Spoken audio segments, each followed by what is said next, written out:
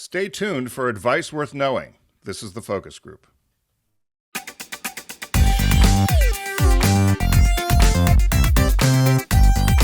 They're all business, except when they're not. It's the Focus Group with Tim Bennett and John Nash.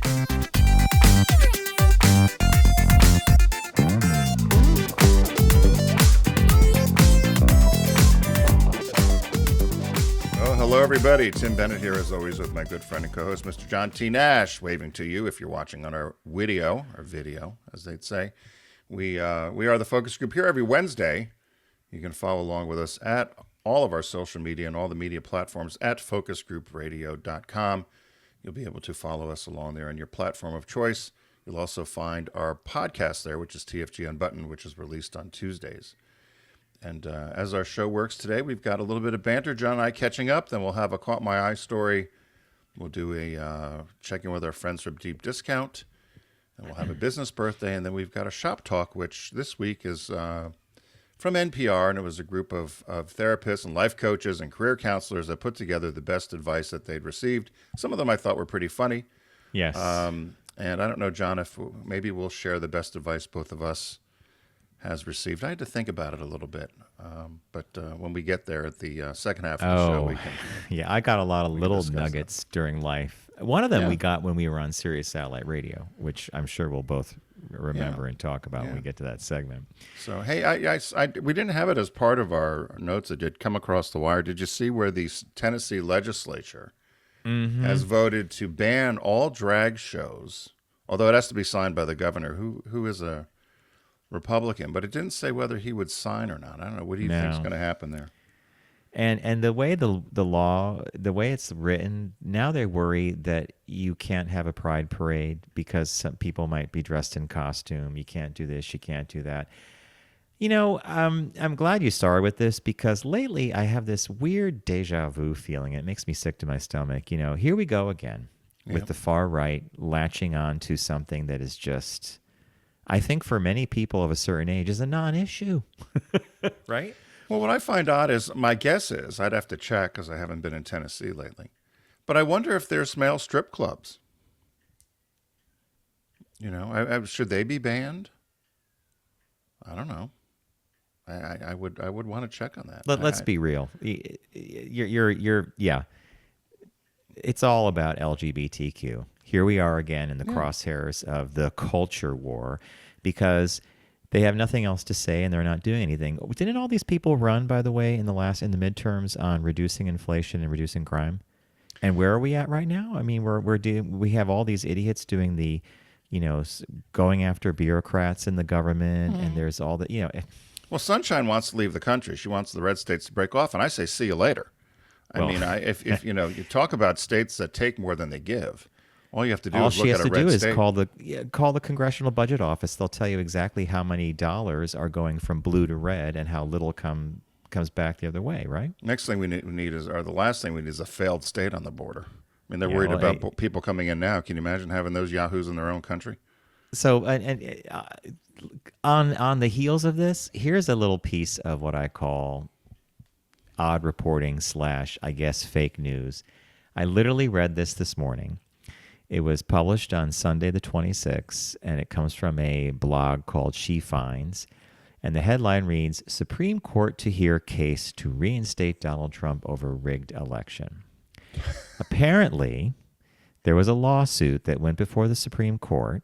It's called Brunson v. Adams, and it basically says that every member of Congress and anybody who voted to certify the election should be tossed out because 154 representatives in the House of Representatives stood up and said there was fraud in the election. The article goes on to say that it was rejected, but it's on the calendar. It's going to be heard. I randomly went down to the comments section, and way down, some guy says, no, it's been denied again. So I went to the Supreme Court's website. You could actually look on the docket. Right. And I looked up Brunson v. Adams, and I scroll down, and it says here, Feb 21, rehearing denied, all caps. So how did we get from that being denied on the 21st to this article being written on the 26th, right? Well, isn't that crazy? Well, it's what my old communications professor said to beware of rip and read. which was the AP Wire coming in with news, and people used to just rip it off the teletype and read Rip it. and read. Rip and Like read. they- Because the last thing you should do is rip and read. He goes, you got to make sure the story is sourced correctly and that everything is correct about it. So obviously somebody just maybe Googled and read or searched and read or picked up something along the way on some obscure website and decided to report on it. Mm-hmm. That's what I guess happened. Yeah, no. Isn't that crazy, though? Yeah, no. This, for God's sakes, I don't even know what to say. I don't even know what to say about the foolishness of saying that the election was rigged and all this other stuff, because it would require that only part of the ballots were rigged, because the Republicans actually did quite well in some cases. That's what the article said too. Governors and representatives did well, and so they only rigged the one part of the ballot. Is that what happens? Or your paper ballots, you only rigged one part of the counting. The rest of the counting was okay. Or if the Republican won in that state, it was okay. Do you know what was rigged. on the other day? One of your favorite movies, Hidden Figures, about the mathematicians at NASA who helped put our astronauts in orbit. I'm watching the movie and I'm thinking to myself, okay, as a nation, we had lots of problems in the 60s, no doubt. Every decade has problems. But, Right. There was never a denial of science, or there was, if we had these wonderful women creating, doing the math to get people new ways of thinking about this. We had engineers building rockets. I mean, I don't know. Well, the whole country was gripped to it. That's what I loved about Yes. it, too. Everyone, whether it was a TV in a storefront or the news, people were excited about the United States going to space, right? I mean, it was an exciting time, and there was hope, and there was patriotism, and people were proud of the country. It was a different time, I suppose. So, yeah, I don't know. Yeah, and then I think you probably saw the other piece that came out, which is the Department of Energy said that COVID-19 may have been released from a lab, but it was a low probability. But of course, no one read low probability. No one read may. It was like, this is what this agency said. Everybody else is lying. Let's arrest Dr. Fauci. I mean, Well, that, and they claim, what was it, the Asian wet markets? yes. Have you seen those, by the way? I watched on the TikTok, these wet markets. Have you seen them? No. Woo, woo. It's like I would not bats eat and, if I was starving. Well, not only that, just the way that stuff's handled. yeah. I'm fascinated by it. I'm almost as fascinated as watching Kim Jong-un in his military parade. So But now I'm- your YouTube I'm fascinated feed by these wet has markets. wet markets in it. Well, because they're fish and they're cutting them and they're just throwing the stuff on the ground and just water's coming up. I mean, it's just, anyway. The wet markets are fascinating to me. I'm not sure I'd eat anything from there. No. But- Big no, right. I don't know. I mean, I'm checking the expiration dates on a bottle of, vinegar, which is probably, can last forever, or pickles. And I'm worried about the wet market with the fish flopping around on it. Yeah, I took out some of that Canadian bacon from the freezer the other day, and it had a little freezer burn. I got it at Costco, and I think it was supposed to be used by the December of 22, but it's been frozen for a while. Yeah, so it's fine. Everything stops when it freezes, right? That's I what I thought, think. okay, there's a little freezer burn in there, but I bet it's going to be fine. So I moved to the top of the pile for immediate use. Yeah, I think once something goes and gets frozen, time stops. The timestamp stops. Let me ask you about this. So we made some turkey chili the other day. It was ground turkey, carrots, couple mushrooms. I mean, it was pretty simple. I had the last of it about a week and a day after we made it, and Bob came home and he's like, "What'd you have for lunch?" I said, "Oh, I had the rest of the turkey chili and some salad." "You ate that? That was made over a week ago." I'm like, "Honey, it was cooked. It was refrigerated. It never left the refrigerator." Like, so am I wrong about that? No. But somebody else is like that too, that you know. Yeah. Or people just won't eat leftovers. No, Yeah. You'll know if something's bad. You'll open it Yes. up and you'll smell I it or whatever. think we But, do. something that's been cooked and refrigerated and handled properly, I think is fine. And so I wouldn't worry about it. Listen, our ancestors ate a lot worse. They ate pebbles. What you think? They picked up stuff off the ground that had dirt. Like as kids, I had dirt, crayons. I even swallowed a penny. Were you one of those kids that ate paste? You Remember mean the kid? all There right, was do you always the remember one kid in school that ate paste. Yes. Is this the paste that the lid would screw Lid off, came and the out, brush was a brush- part of the lid. God, Remember that? It was white. It had Yes. a particular smell. I'd like to smell it right now. I would, if I smelled it, it would take me right back to kindergarten, I'm Oh, sure. you bet. And it did have it was an interesting smell. It wasn't repulsive. It was actually kind of, interesting. It must have been non-toxic because every kid had some. Everybody put it in their mouth. Yeah. Yeah. I remember the teacher, do not put the paste brush in your mouth. I mean, imagine telling the kids, don't put the paste brush in your mouth. Well, now How there'd funny. be all kinds. Yeah, now you'd be rushed to the emergency room. Parents would be there. What about parents' rights? How dare you tell my kid not to eat paste? How dare Yeah. Wah, wah, wah, wah, wah. So anyway, Mr. Nash, what caught your eye this week? What caught your eye? Here's what Tim and John found. What caught my eye is something I was actually really surprised by when I saw the headline, and it reads that gondolas are left stranded as Venice's canals run dry. What? Why is this so surprising? Because we always hear about the extensive flooding that's happening in Venice, right? Like St. Mark's Square, there are times of year where they show people walking on planks that are from like box to box to box just to get to restaurants and stuff because of all the flooding. Apparently, it's the opposite this year. So Italy and that region of Europe has had a remarkably dry winter. And as such, low tide is becoming even lower. And sometimes it drops the level of the canals down to the point where a gondola will pull up to a restaurant or a square, and the steps are like way above where the gondola is, which is causing problems. And the one that really struck me the most was this idea that they can't even get ambulance gondolas around. So this really had me thinking about this entire world that Venice is, right? Everything's on water. The streets are all canals, and I didn't think about it, but an ambulance, or how do you get someone who's sick to the hospital, would be through, the canal system, right? So even the ambulances aren't running properly. So low water levels in Venice are unheard of, especially at this time of the year, said this gentleman named Giovanni Sacconi, the president of the Venice Resilience Lab. The moon cycle and the high pressure have created a low tide in the past, but usually it lasts only a few days. This time it has gone on for weeks. So it's a low pressure system that's been hovering over this part of Europe. Plus, the moon regulates our tides. It's causing an aberration that they've never really seen in a long time. As I said, the opposite is usually true. In fact, in 2020, a system called MOSE, M-O-S-C, mobile flood barriers that are able to isolate the Venetian lagoon from high tides, went into operation and appears to be working correctly to solve the flooding problem that happens usually around this time of year. But because of this weird atmospheric thing going on, which I don't know if you could blame climate change on or not, the opposite is happening. So now they're thinking of using this MOSE system. They're big things that lift up and they keep the high tide from coming into the bay. They're thinking of now, when tide comes in, lifting those barriers to keep the water in, just to keep the canals at an appropriate level for commerce and for getting people around. It's such a weird thing, though, right? Have you ever been there? No. I haven't either. The picture you're showing, if you're watching on the video feed, I just think that you think that probably stinks. You think it smells? I can't believe. Of course, I should believe this because I saw these pictures, and the first thing I thought is, people must be hitting the roads because this must stink, right? Yeah, that's what I'm thinking. Like, you have to say to yourself, where does the sewage go? Is it? I don't think it's going in the canals. Does it go out to the lagoon?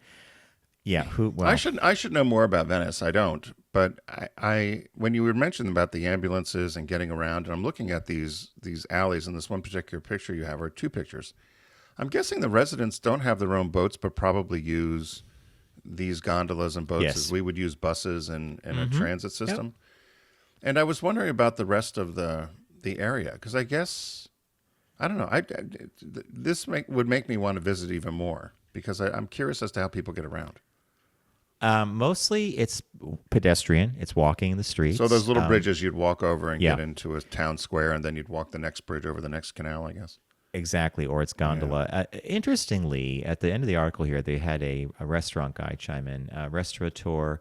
Restaurant manager Giovanni Fracassi added that the gap between his steps and the water had made it impossible to enter from the canal. Restaurant diners had no choice but to walk to the street entrance instead. However, Claudia Scarpa, the Director General of the Venetian Hoteliers Association, said that low tides did bring some benefits. It's the only time both we Venetians and tourists can visit monuments that are usually underwater. And this is like the crypt of the Church of San Zaccaria.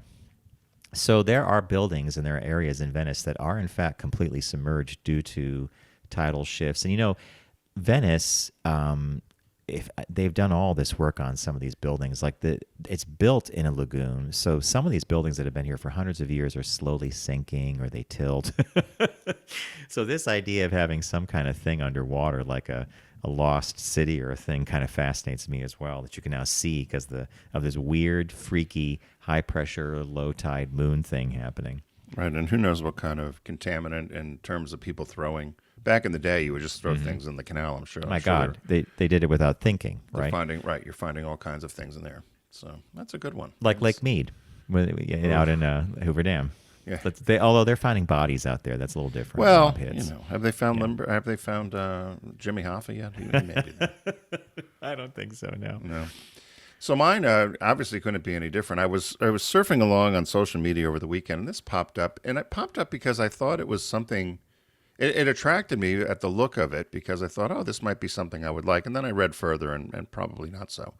But the headline is Nike and Tiffany's first collaboration.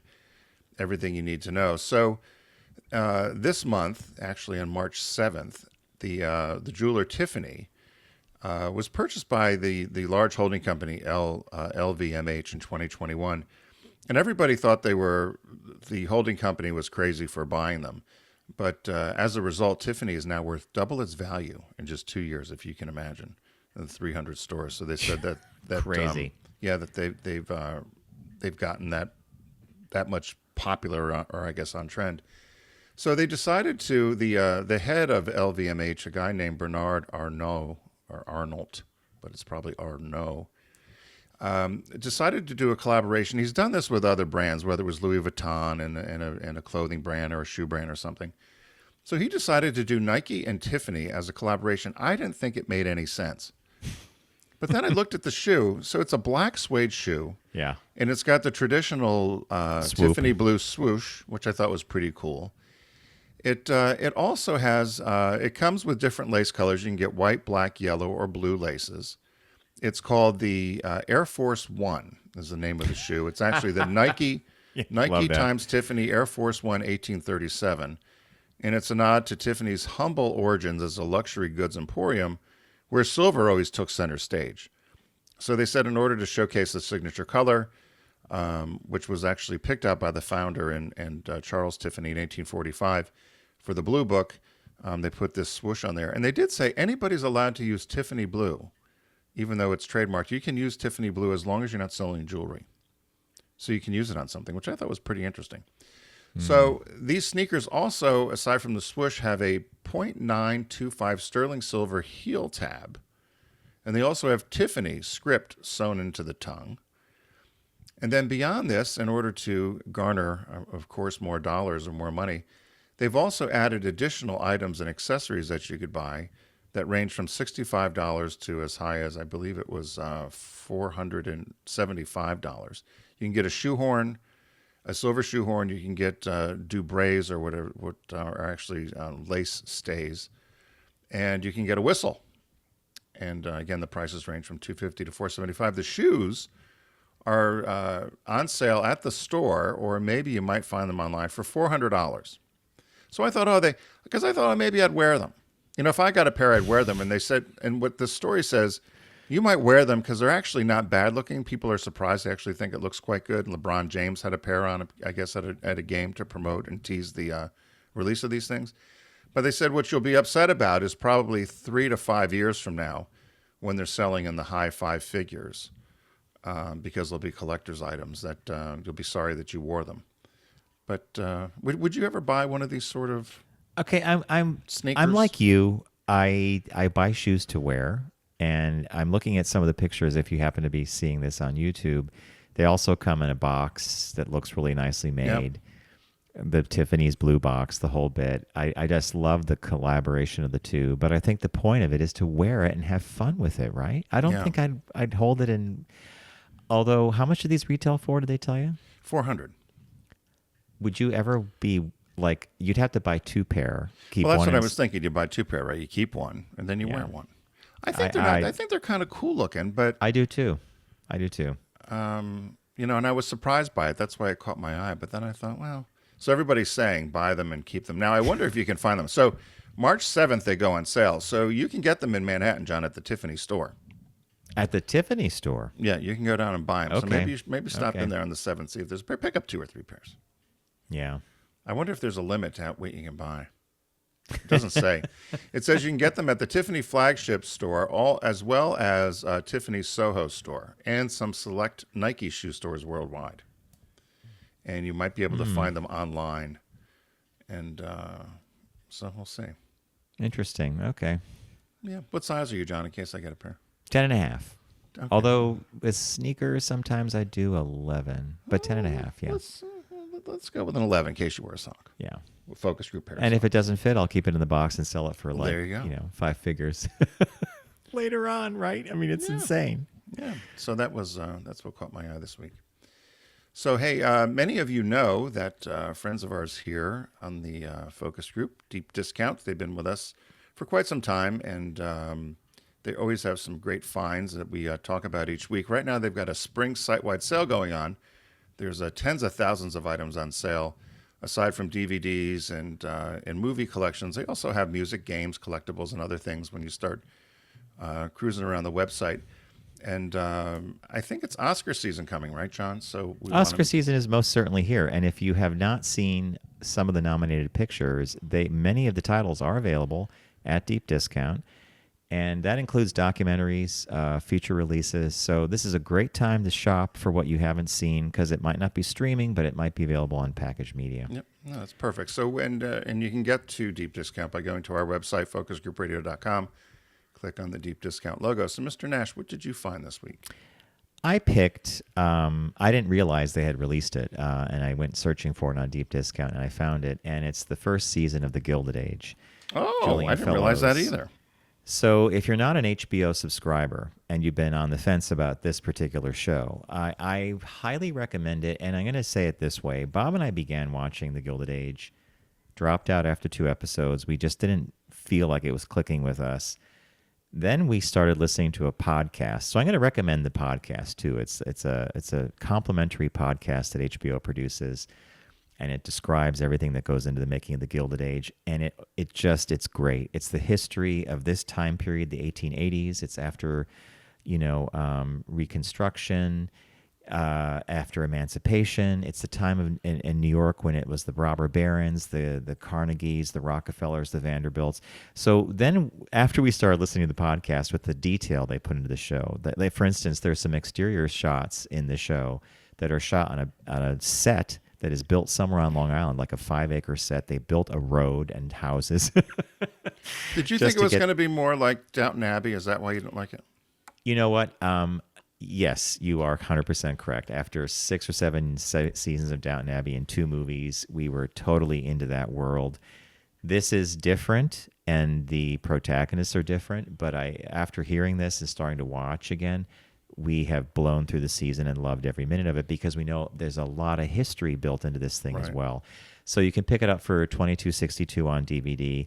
It's not an Oscar nomination, but it's something I think you might get a kick out of. And if you do buy it and you haven't seen it, consider listening to the complimentary podcast, because they have a lot of actors. A lot of the actors cycle through, and historians, and it really did open our eyes to a piece of history that we don't know as much about as I thought I did.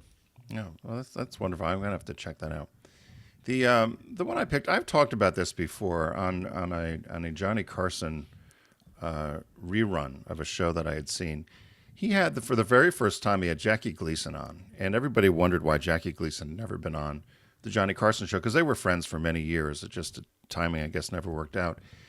And I never thought much about Jackie Gleason having watched The Honeymooners as a kid. I liked the show, and still like the show if you're a fan of classic TV.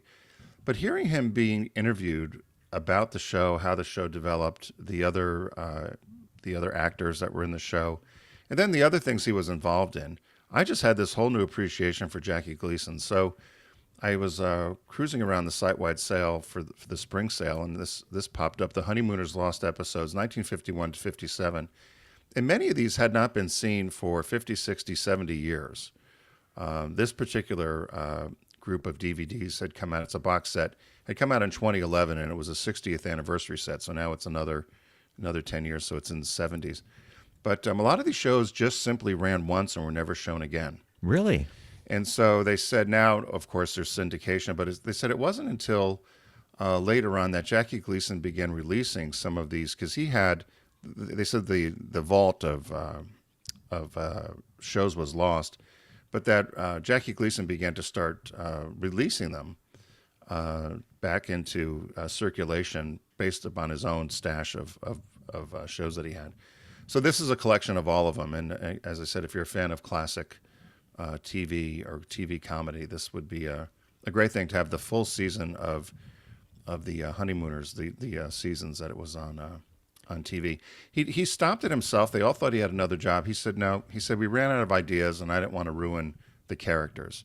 He said he always felt sitcoms sometimes go a year or two too long. And he I said, think he's right. He said we were out of stories, and it was time to stop and time to do something different. And he said the studio and the TV station CBS just couldn't believe it. He said I know, no, because it was a hit. Yeah, he said Yeah. we're out of ideas. He said we don't. I don't want to dilute the. And you know exactly the what idea. happens in later seasons in some of these shows. Oh God! Look They at jump Laverne the and shark. Shirley. Yeah. They moved to. Didn't they move to Hollywood or something? And Or Fonzie jumps. You know, that's where jumping the shark comes Jump from. the Is when he jumped in a motorcycle like Evel Knievel. do you remember watching that as a kid? Yes, I do and too. I remember it being. Fonzie's gonna jump a shark. And I remember it not being Happy Days. Let's put it that No. way. It wasn't Happy Days. The Honeymooners, you know, as a kid, we watched, and I always had this thing about the apartment they lived in, the means. It was kind of there was a grimness to it, and I think it was enhanced by the black and white, you know, but it was always at the end, it was the love he had for her, and you know, and there was the Art Carney clown stuff. So it was an interesting show for us, and as kids, I think that It was very Spartan and very sad. It was That's very it. sad. It was a sad set. I agree with you. Yeah.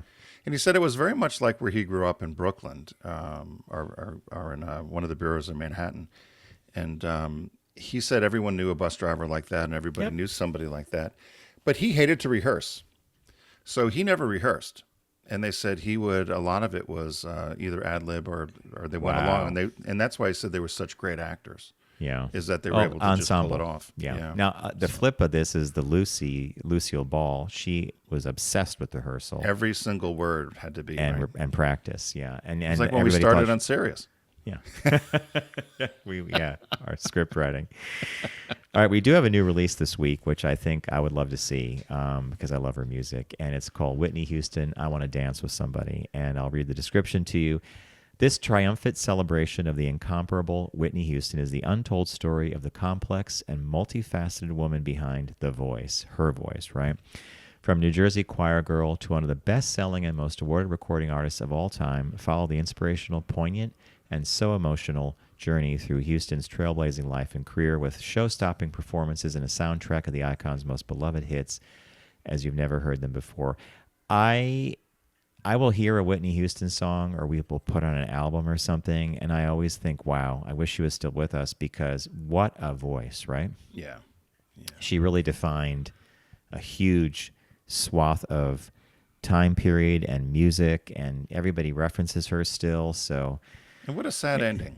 Yes, You know, to such talent. In fact, sometimes when I think of her and other artists, I always say to myself, is it always have to be that way? Does that amount of talent and then sheer energy always have to end in something Tragic. not good? Right? Yeah. Yeah, tragic. Good word, Tim. Yeah. And Michael Jackson was the same way. I mean, despite the fact that he had lots of allegations against him, he certainly Changed the world. Yeah, his Yeah. music was great. But Whitney Houston, I was always a fan.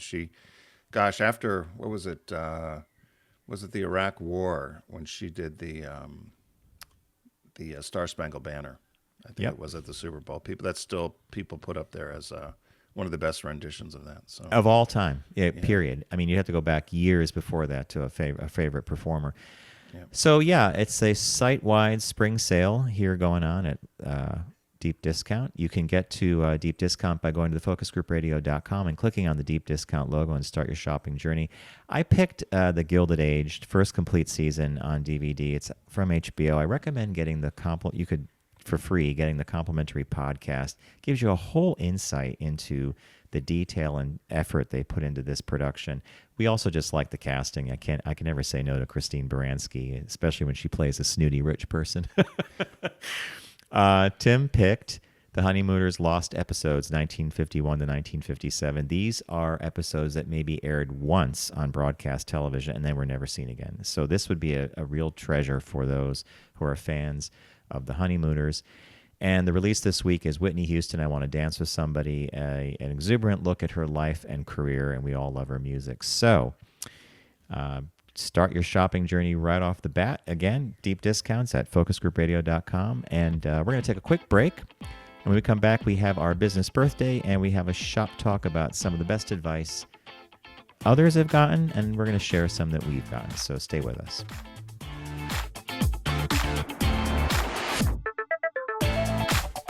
You're listening to The Focus Group with Tim and John. Learn more at focusgroupradio.com.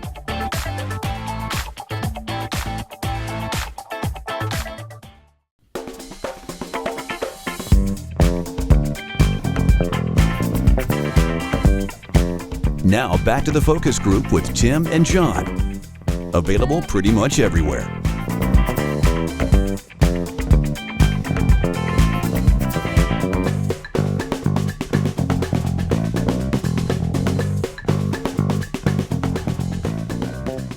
Everybody, welcome back to the Focus Group. Tim Bennett here, as always, with my good friend and co-host, Mr. John T. Nash. Be sure to learn all about us and follow along at your media platforms of choice at focusgroupradio.com.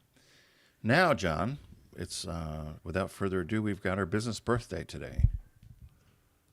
Everyone does celebrity birthday greetings, but the Focus Group is the only show in the universe that celebrates business birthdays. Born today, March 1st, in 1926, was Alvin Ray Pete Rozelle. He died December 1996 at 70 years old. He's an American businessman and executive, but many of you would know him as the commissioner of the National Football League. And he was commissioner for nearly 30 years, 1960 until he retired in 1989. He was the youngest commissioner in NFL history at age 33. And he has lots of things to his credit. He was credited with making the NFL into one of the most successful sports leagues in the world. During his tenure, he also saw the NFL grow from 12 teams to 28 teams. He oversaw the creation of a large television rights deal. He also created Monday Night Football in 1970, which is still on the air today. He oversaw the merger of the AFL, the American Football League, and the National Football League. And he created the Super Bowl. He also helped the NFL move from a 12-game schedule to a 16-game schedule. And by his retirement, he was considered the most powerful commissioner in sports. He was inducted into the Pro Football Hall of Fame. He was born in California during the Depression, and he was drafted into the U.S. Navy.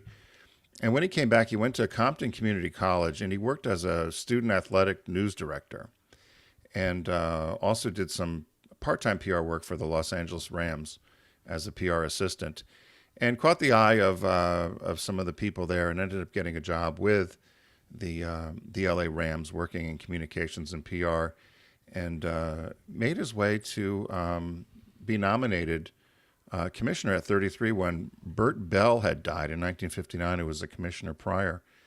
And according to Howard Cosell, that's a name from the past. Oh, boy. Howard Cosell said that the NFL teams had taken 23 ballots. So it sounds like McCarthy, right? Trying to be Speaker of the House. They had 23 ballot votes. The owners had voted that many times until they finally settled on Rozelle as the NFL commissioner. And people, of course, were concerned because he was so young, but he certainly changed the game of football. And talked about a lot of these TV revenue deals, which you don't think about it now as being on TV, but they said the NFL was stuck in the 1930s. Their business model was not very very of the now, I guess, for lack of a better word. They didn't really have contracts, and they said stadiums were often empty, and there just wasn't a lot of excitement around the game, and he really helped, energize it and give it a boost. He was only making $60,000 a year when he started, which included a bonus. Wow. They did say one time when President John F. Kennedy was assassinated, and he was only 3 years in the job, they said with the assassination of President Kennedy that they wrestled with the decision whether they should cancel the Sunday football games or not.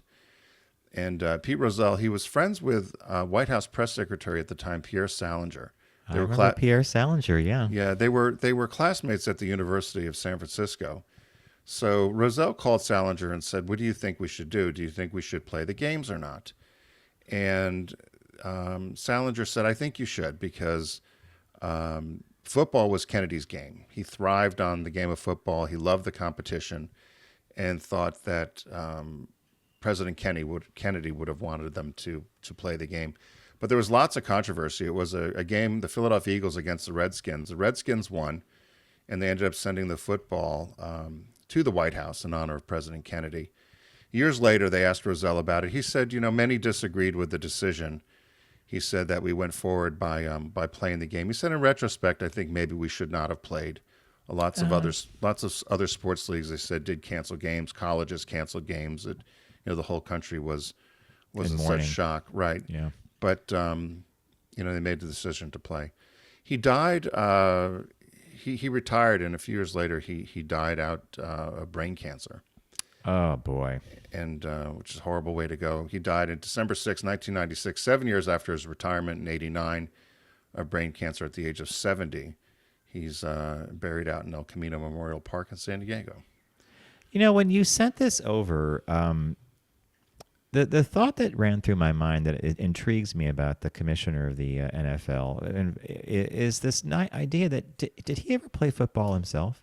No. So that's kind of a fascinating thing to me. Is that who's commissioner? Roger Goodell is commissioner now, right? And I don't know that he might come from a football background, meaning management of. But do you think it's a necessity? I guess where you went with the birthday, it was interesting to me because of how he revolutionized their approach to broadcast rights, probably, right? Right. And a bunch of other things. So his role is really promotion and money making. It doesn't matter that he didn't come from the gridiron or that he knows how to play the game, right? Yeah, it's like Gary Bettman, I think, from the National Hockey League. He's been there for 30 years or so. And he doesn't play hockey. I don't think he ever did, but he's, there's lots of criticism around him as well. But, you're running this as a business. So it's no different, I guess, as you hire someone on the outside to run General Motors. Mm-hmm. And whether they could build a car or engineered a car, they're running the business, right? And so you want to have leadership and a good leader. I think in his case of Rozelle, they were concerned that he was so young. And, of course, this was 1960, but that he was so young that he wasn't going to be able to handle it. But when you look back at what football was like, and then him just kind of revolutionizing and modernizing the game, there's all kinds of issues now with the NFL, with players in trouble and some of the women, the Me Too movement with some of the players. So they have their handful. I know they've tried to hire more females to the leadership levels at the NFL, particularly in marketing in some areas. But there's also the issue of health, right? People with concussion, getting concussions, and a lot of parents don't want their kids to play football anymore. Oh, I cannot tell you how many folks I've spoken to where they're thrilled if the kid goes into basketball. Right. Or soccer is even one that pops up on a couple parents' radar as being, because how many kids injure their ACL, meniscus injuries, leg injuries are pretty common. But they're character building. They're a lot of fun and people love them. And but football, I was talking to a guy whose son is old enough to do this. And he said, have you seen the equipment they use nowadays? He said, all the special training helmets, the whole bit. He goes, imagine. Then we got into this conversation about riding without seatbelts, playing with lawn darts, easy bake oven, chemistry sets, like all the stuff we had that could have killed us. But it's the way the game is played today, and I guess all these safety advances are good. But it's an interesting business position. Yeah, that's like the most recently, and I think when you and I were last out in Telluride, the amount of people now wearing helmets, which you never did. Only a hat. Remember in the past? And now if you went on the slopes without a helmet, they kind of think you're crazy. Yeah. Right? So but yeah, head injuries are not, you know that from your cycling. Yes. You can bang your head and that's it. I know. I've seen guys riding with just a cap on their head, and I have fallen. I've crashed, and one crash on Cape Cod. I was doing a 1-day race. I remember sitting up from the pavement because all I remember was sky, pavement, boom. And then I sat up, and I was okay, although I bruised my, probably fractured my hip or something. But bruised your ego. Well, I'll tell the story because I did have to go to the nurse, and eventually she said, you need to go get your hip x-rayed or the hip bone. And I go, and the doctor lifts up the gown, and he looks at one side. He goes, ooh, it's a little swollen. And he lifts up the other guy's, oh, no, this looks like the same. He goes, oh, you have these like little handle things. He goes, cyclists aren't supposed to have handles. I'm like, thanks, doc. You're the best. Okay. Was he being funny? Or being a wise ass? He was being a wise ass, yes. Yeah. So, but the helmet, when I picked it up off the ground, the foam on the inside was split in half. Wow. And that's me riding at a certain pace, falling a certain way, landing. It did its job. But imagine that, that would have been my head. So, yeah, no, it's important to wear the right gear, right? Mm-hmm. Interesting business birthday too, by the way, because it's an interesting field to be in for that long too. Yeah, long career. And I bet a lot of fun, but yeah, also probably a lot of headaches. Right, but when you can develop something new or reinvent it, it could be exciting. Our shop talk this week, I had come across this. I believe it was posted on the NPR site. Mm-hmm. And it says it's 10 pieces of well-worn life advice you may need to hear right now. And the article goes on to say advice can be tricky. Sometimes it's unwelcome. Sometimes it's poorly timed. Sometimes you desire it. And so there's this group called Life Kit, at Life Kit. And they did these interviews of people and asked them to give advice of things that we should know in the current times. And they had edited them down, but they picked the 10 that they thought were the best pieces of advice. And they said from therapists, career coaches, relationship experts, and writers. And so they went through the 10 of these. So you want to start with the first one? I love the first one. There's more than one way to do something. This could also be said, there's more than one way to skin a cat, right? Yeah. I remember scrubbing a pan when I was maybe 8 or 9 years old. There was something stuck on the pan that wouldn't come off, and I just kept scrubbing it. My dad stopped me, grabbed a fork, and just scraped it off. And he looked at me and said, Jody, there's more than one way to do something. From that moment on, I've been looking at every problem in my life like, how can I do this a different way? What I like about this piece of advice is you do need to look at problems from different angles. We don't always do that in the heat of the moment. I am totally guilty of this. But sometimes if you step back and you reframe it, you have a different solution. So it's a great piece of advice, I think. Yep, I agree. Number 2 says, is titled, The Hate Will Come at the Same Rate as the Love. Says, the best advice I ever received was that the hate will come at the same rate as the love. I tend to try to put more energy into the people and the things that are showing me love, support, and good energy versus things that are more negative. And so that one I think has lots of applications around surrounding yourself with good people, surrounding yourself with positive friendship people. So so I understand that one. We used to have a saying at I don't even know if I can say it, but we used to have I used to have a saying with the people in HR. I'm like, you can hire pretty just as easy as ugly. Yeah, and which is a different thing. But I thought in terms of the yin and yang, that's where that falls into me. What was number 3? This is one right in my wheelhouse because I'm the laundry guy in our household. Do smaller loads of laundry. This is kind of like a practical thing, right? And the woman who wrote this article, or this guy, Sean Galano, said, I used to work at a small grocery store, and before moving away to college, I asked the store manager, what's the number one thing that I need to know about going away to college? And he said, do smaller loads of laundry. Your clothes will come out cleaner. What a funny little simple thing, right? You work in a store, You're off to college, and your manager says, "Do smaller loads of laundry." I mean, it's so practical, right? Yeah, I laughed about that one because I thought it was hilarious. I thought of all the advice, do smaller loads of laundry. Loads of laundry, yeah. And I suppose that's true. I know when I was in college, I stuffed everything I can to the rim of the washer. What was it, 50 cents or 25 cents to wash and 10 cents to dry? But you wanted to just do one load, Yeah. So you'd stuff in as much as you could. But that's a good one. Number 4, being vulnerable means taking off your armor. And it says being vulnerable means taking off our armor and going in not knowing how well you'll be received. So putting yourself out there in a little bit in any way. I questioned this one a little bit, but I don't. What was your thought on this one about? My takeaway was when we drop our shields, so to speak, and we're more vulnerable, we're probably perceived as being more approachable and honest. Maybe that's a simplistic way of looking at it, but maybe it's our more authentic self comes out, right? Yeah, I like that. I like that one. This next 5? one was submitted to this article by a woman named Betty who's a pop star and the host of the reality dating series, The One That Got Away. And her piece of advice was, go where the energy goes. The best advice that she ever got was, go where the energy goes. What has good vibes? What makes you feel good about yourself?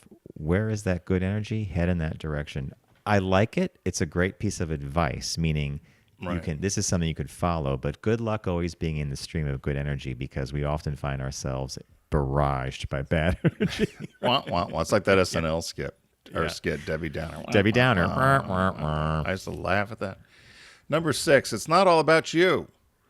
So this says, when I'm in a situation where a tough decision has to be made and it feels personal, I remind myself it's not all about me and that I'm one piece of a bigger universe that's at play right now. So it's not all about I like that one. And again, this is one of the ones like this. There's more than one way to do something like the first piece we kicked off with about scrubbing the pan. This does take a bit of awareness, of constant self-awareness to step away from this and say, wait a minute, maybe it's not all about me. All right, this next one comes to us from a woman named Lindsay Brian Podvin, a financial therapist and host of the Mind Money Balance podcast. Expect yourself to change. I'll read it, but I think the headline says it all.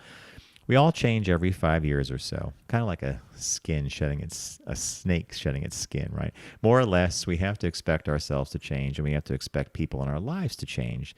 That little piece of advice have given me a lot of space for room and for growth. And I read it again, and I thought, this is how friendships change over time. We change, our friends change. Sometimes we all roll along with the punches and change together. But I'm not the person I was when I was 22. Tim, you're not the person you were when you were, 30, right? Do you think so? Well, in both our cases, I'm teasing you. Well, no, in both our cases, we do have some hardened personality traits that are the same, but we're a bit different. Yeah. The which leads to number 8, which has been used a lot lately. I believe it came from Maya Angelou, but I thought so too. Yeah, but it's when people show you who they are, believe them. Mm-hmm. And this is used in many occasions, but they particularly used it with some of the political energy that's been going around where if somebody shows you they're a racist, believe them or whatever is the environment or the climate is. But I've always liked that one. When people show you who they are, believe them. Yep. So that was that one. What's number 9? 9 is pace out your self-improvement. And this comes from David Defoe, a psychotherapist who specializes in depression, anxiety, and grief. This pace out your self-improvement thing is interesting. Don't be so overly involved with your self-improvement. Accept the gifts and abilities that you have, and don't spend so much time trying to develop new ones that you sacrifice your gifts. Be yourself. I find that the disconnect for me here is this pace out your self-improvement, and basically he's saying be comfortable with who you are and yourself.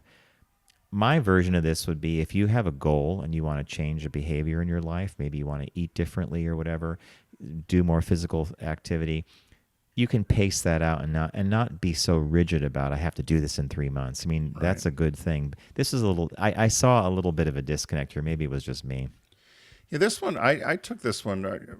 My rowing coach was a sports physiologist, And I remember he used to talk to us about certain bodies are built certain ways, and that's in your DNA. Yeah. And, Judge Judy used to say it. I'd like to be a supermodel at 6 feet tall. I'm not. But I took it that way in that, you can beat yourself up, but we all have certain gifts and you all have certain abilities. And, pay attention to those. But if you think you're going to be if you're, 5'4", you're probably not going to be the next great basketball star. Right? Yeah, exactly. Yeah. He used to always tell us, which always kind of bothered me. He always told us, he said, the body you have at 27, and then he said, 27 to 35 is probably the best you'll ever have. Yes. And that's what I've heard. I don't necessarily agree with that, but. Well, he used to talk about in terms of building muscle and layering muscle. He said that will be your prime, which is why Olympians are always that age, right? They're somewhere around that age, aside from gymnasts, somewhere in that 27 range. But life is gone, John. Don't be hard on yourself. What's the last one? The last one is, it's okay to say, I don't know. Something I benefited, the woman, Becky Kennedy, who wrote this, something I benefited a lot from is telling yourself, I don't know. And that's exactly where I should be when I take that first step. I'm as ready as I ever will be. I'm not going to do it, and I'll know more after. This falls for me in the creative realm. I had a mentor who once said to me, you have to be comfortable with not knowing what you don't know. Right. Which is a fancy way of saying, just you'll be uncomfortable because you don't have an answer, but it will come to you. You'll find your way. So I think that's a piece of good advice. Yeah. Do you ever do that? I have to remind myself to be comfortable not knowing what I don't know. But whenever I do mindfully try to work through that, it's always a better outcome. Okay, yeah, that's a tough one to realize. For example, we're starting Tim and I are starting a big project with a big client, and we're being given tons of research to look at and marketing materials. And my brain wants to go and find the magic thing right away. But the truth is, it's probably going to take reading all that, kind of thinking about it, and boom, something will happen. We'll be like, that's the insight we need. So I have to step back and say, you don't know everything. Yeah, that's a good one. So that was our shop talk. So what was I had teased at the beginning that one of the things that I thought was we had when Tim and I were on Sirius Satellite Radio, we used to have a call-in show on Saturdays, and one time we opened the phones to our listeners to come up, give us the best pieces of advice they ever got, or and one of the ones that sticks with us to this day was a woman called in and she said, "The dread is worse than the deed." Yeah. So how we think about things and how we dread doing them is often far worse than just doing it. Because after you do it, you're like, that wasn't so bad. It only took me X amount of time, but exactly. You thought about it for 5 hours, and then it took you forever to get it done. The one I picked was, because I thought about this as well, and I got this advice from my dad. I also got it from some college professors and some older friends. And it was around the importance of showing up. And ditto. I have how one of those. Yeah. How it's important to show up, and I have all kinds of examples of it, but it could be used in many applications. We've talked before about Tim Russert, who the journalist who died, and he would talk about how he hated to go to certain events, but whenever he did, he would act as if there was no other place. Best he wanted place to be. on earth. Yeah. And that's the importance of showing up. Or I remember I wanted a job in college, and I didn't get it, and it was to work on campus. I wanted to work in the admissions office. And I was telling one of my older fraternity brothers, he's like, just put on your khakis and an Oxford and just show up there. And he goes, and just start and tell them you're going to take some of my hours. I can't believe I did it. I did. I ended up working there for 4 years. Yeah. And I remember the head of admissions coming in saying, who's this? Yeah. And where's Paul? And I said, I said, I'm taking his hours. He goes, you are? I said, yeah. And he just looks around at everybody. He's like, okay. And I ended up working there for 4 years. It ended up being loved it. A great gig for me. You. But yeah. Can you imagine just showing up? I just showed up to work. And, that showing up advice, I've gotten it in different ways, but you and I benefited from that a great deal. So I never forget the time someone told me right out of college that Woody Allen used to famously say, 90% of life is showing up on time. Yep. Being at a place on time and ready to roll. And then years later, that was reinforced when I did some individual therapy. And I used to show up like, 1:05. Let's say it was 1 o'clock, 1:05, 1:07, sometimes on time. And one day the therapist just puts down his, they always have that pad of paper and the pen. And he puts it down. He's like, do you want to be here? I'm like, yeah, I'm here, of course. He goes, well, you need to be here on time. I was like, well, no. And I start going to all these excuses. He just waves his hand. He goes, if you want to be somewhere on time, you will be on time. Ooh, That's all he ever said. From that day forward, I was never late. I might have been 4 minutes early. And that has translated to every other part of my life. If I'm meeting a friend for dinner, if I am late, if I'm the one that's late, I am like, I can't believe I'm late. So anyway, yeah, being on time. Although you didn't although you were laughing about our on time in Rehoboth, you just 6 o'clock. You got to be there at 6 o'clock. Remember you were laughing about that. So we had like, dinner. What happens with the 10-15 minute leeway? I'm like, the phone will start ringing. I don't know if I mentioned this. So we had an incredible dinner at Mark and Carl's house, who invited us over.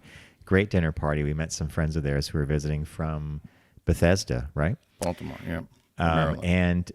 We got there like at 6:03 or something like that. And I think I said to either Mark or Carl, I said, I think we're a little late. And they did, yeah, well. But I said, you guys don't have that New York 15? No, we do. No. It's like, I don't know if it's a government thing because there's so many government people here, but I'll tell you what, it's crazy. Punctual. It's, and I've had to learn that because I was like you in Philly. It's like, someone has you over for dinner and they say 7. If you showed up at 7:10, 7:15, that's fine. Do you know another piece of advice that I got from my dentist?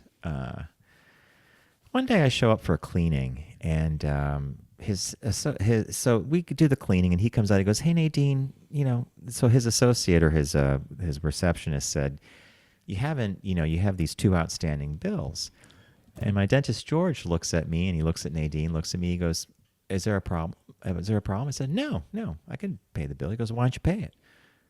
And I was like, I don't know. He goes, here's a little piece of advice, my boy. He said, when you get a bill, pay it. If you can pay it right away. He said, because and he did this thing to this day. You and I operate our business this way with all the freelancers we use. If we get a bill in, we pay it almost right away. Why do you think you didn't pay? Just lazy?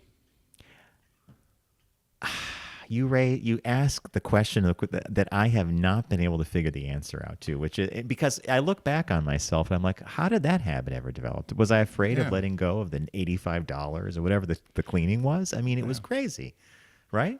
No, I used to have people that reported to me that would never pay their bills. And it wasn't their money. It was the company money. And I would say, you've got to pay. Yeah. You've got to pay the vendors. You've got to. And I was like, you're not keeping it.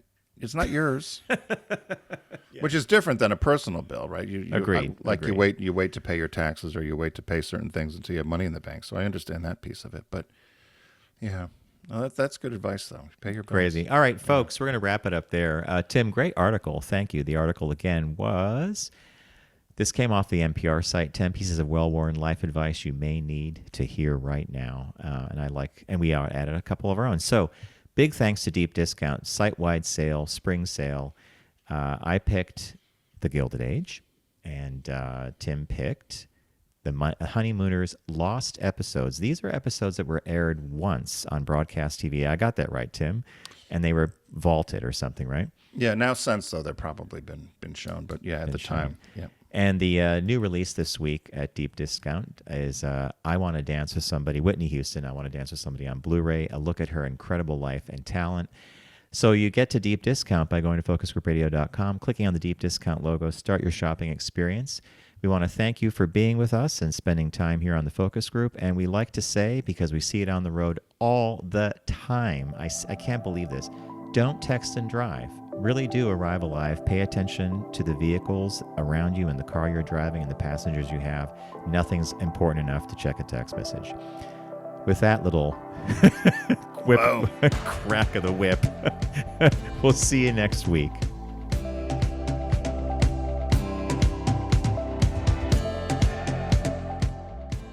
It's The Focus Group with Tim Bennett and John Nash. Accessible on all platforms. Subscribe, like, and rate us on your platform of choice.